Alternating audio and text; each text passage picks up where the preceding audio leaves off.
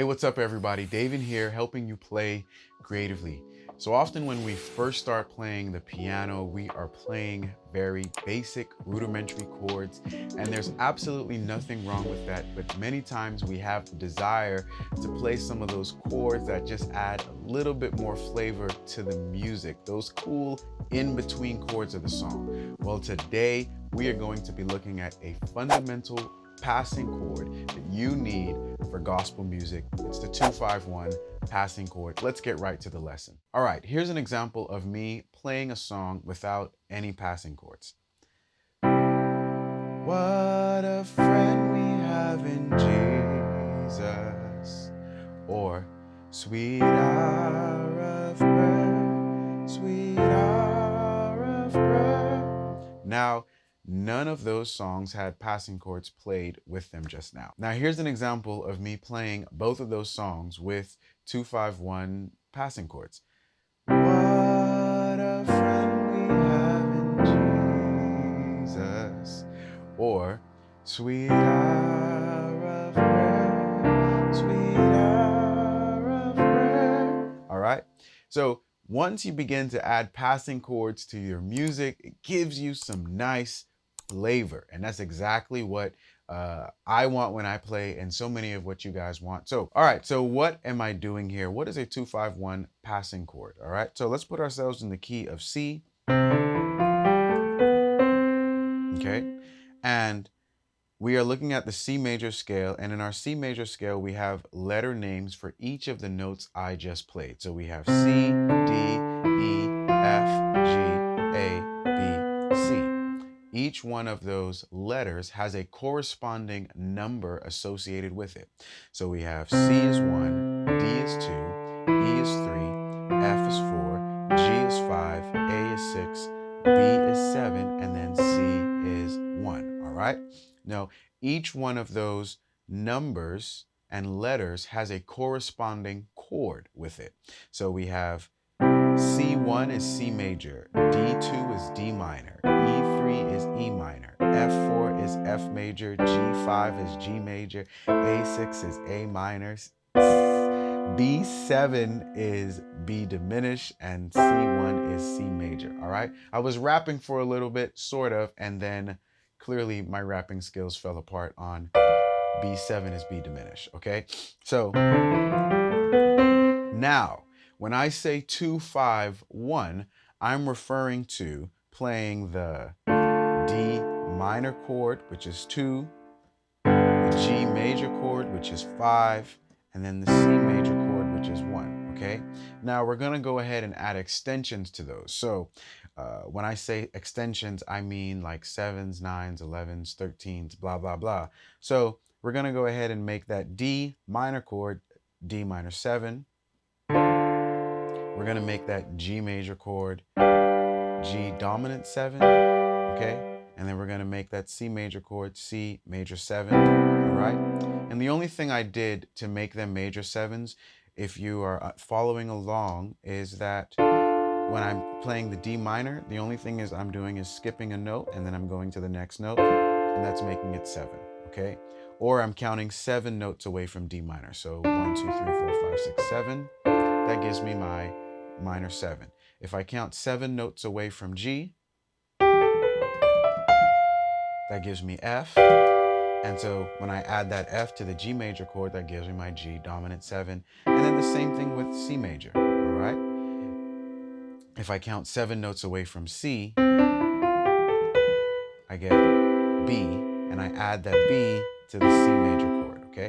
So that's how I'm getting my 2-5-1 progression. Now, it is absolutely essential that you learn this in all of your keys, because that's where things start to become interesting. And we're literally taking the flavor from another key and we're bringing it to the key that we're currently playing in, and we're getting this beautiful sound, all right? So how do you apply it? Okay, so let's take the song. Let's try What a Friend We Have in Jesus in G major. Now, the basic chords for this song are gonna be, what a friend we have in Jesus. Okay, so we're going from G to C. Now, we just talked about the 2-5-1 passing chord or 2-5-1 progression. Now we can use that same progression, D minor 7, G dominant 7 to C major 7.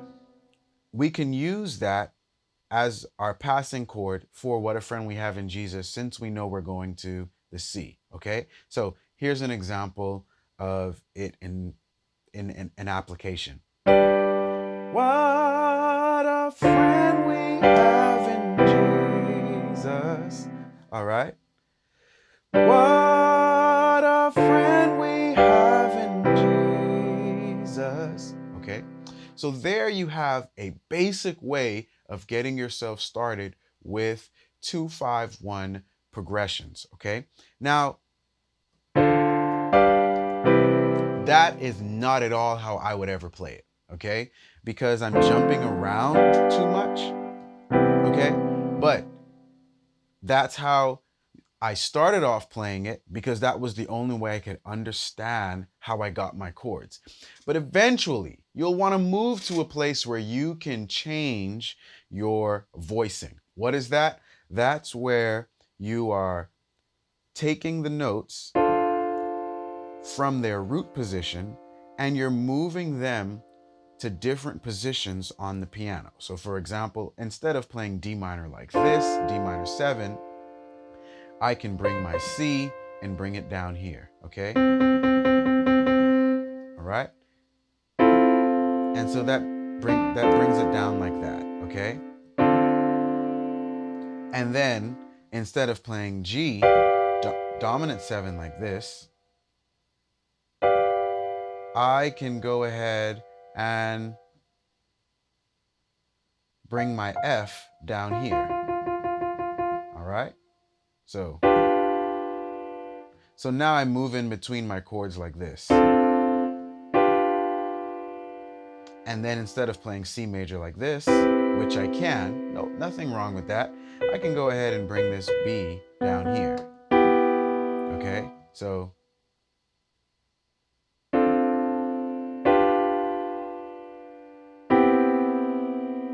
all right? So that's just an example of how we begin to change our voicing. Another way I might change my voicing is like to suit the melody. So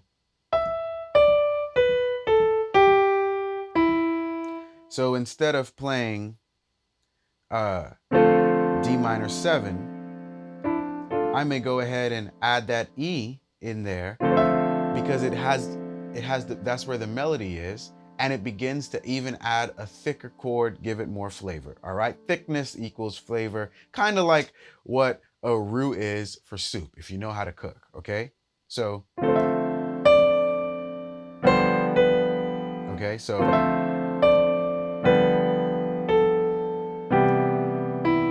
all right, so I try to adjust my voicings based on, okay, I don't want to jump around the piano, so that was why I brought it down here like this.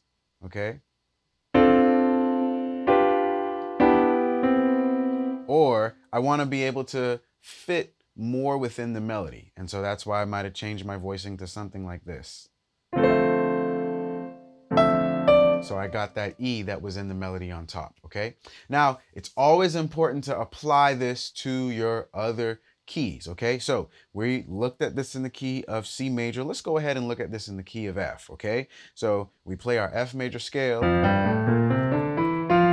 right, we go to the second note within the F major scale, which is going to be G. Now remember, I said the second note was minor for D, for C major, right? It was D minor, so the same principle applies here. The second note here is going to be minor, okay? The fifth note was major, so the fifth note here is going to be major, which is going to be C, and then the 1 is obviously major. Okay, we're in the F major scale, all right? We went ahead and added extensions to that, 7 extensions. So here we're going to go ahead and make it G minor 7, and then we're going to go ahead and make this C major C dominant 7. And what I did was I just stayed within the scale. I skipped the note. So if I'm in the F major scale, I'm I'm skipping a note. The reason why I'm not going to B is there is no B in the F major scale, all right? Okay? And so some of you guys might be thinking, well, when I played that G minor chord, I could have skipped a note and gone to F sharp. Well, guess what? There is no F sharp in the F major scale, all right? This is why it's absolutely important for you guys to learn your scales, okay? So,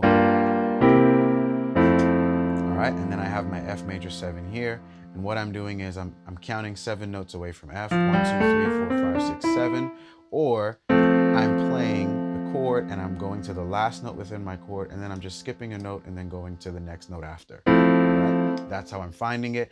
And then I'm adjusting my voicing based on those notes. So here's my G minor 7, like that. And then I can play my C7 like this. And then I can play my F major chord 7 chord like this, all right? So go ahead, learn this in all of your keys, all right? It's gonna be so crucial to helping you move around the piano very fluidly, all right? Hey, thank you guys so much for watching. If you like content like this, you know what you gotta do. You gotta like and subscribe. Also, if you would like to learn more about passing chords in a step-by-step process, and you wanna learn some more advanced chords, advanced ideas, I suggest that you go to play-creatively.com where you can find everything you need to grow as a piano player. Well, until next time, keep watching, keep learning, and we'll all keep growing together. I'll see you guys next week.